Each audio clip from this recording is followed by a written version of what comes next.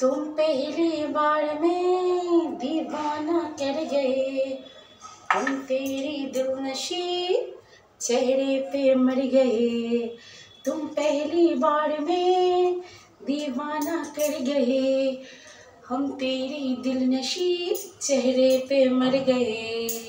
तो এখানে দেখো টমেটো আর এগুলো সব কাটলাম, দেখতে পাচ্ছ। আর দেখো আমার রান্নাঘরে আমার ছেলে সবসময় দৌড়ে দৌড়ে আসে, কি রান্না হচ্ছে কি না হচ্ছে সব কিছু দেখার জন্য, তাই তো। তো এখন রান্না হবে কি বলো তো, চিকেন। চিকেন ভীষণ প্রিয় আমার ছেলের, আর ছেলের জন্য আমার বেশি পরিমাণে চিকেন বানাতে হয়।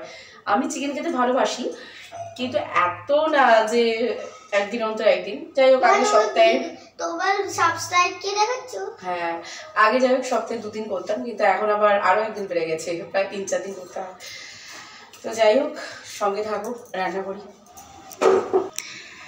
তো চিকেনটাকে ক্লিন করে নেব। আর আজকে কিন্তু বন্ধুরা একদমই নতুন একটা দোকান থেকে আমি চিকেন নিয়ে এসেছি।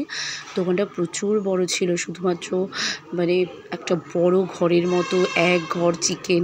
তো প্রচুর চিকেন বিক্রি হচ্ছিলো, বাট আমার যেটা একটু খারাপ লাগলো, চিকেনটা না অনেক আগের থেকে করা মানে কেটে রাখা ছিল, তো যে কারণে আমি নিতে চাচ্ছিলাম না। বাট বললো যে বৌদি এইমাত্র কাটলাম, তো অনেকটাই কাটা ছিল, তো যে কারণে নিয়ে এলাম আর কি।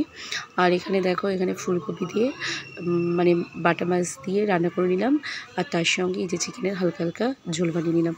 চিকেন বাহ চিকেন। আর কি আছে, এটা কি আছে, এটা এটা কি ফিশ, ফুলকপি। কি কি আছে তোমার খাবারে? চিকেন ভাত। চিকেন আর ভাত তুমি লাইক করো খুব? হ্যাঁ। কি খেতে?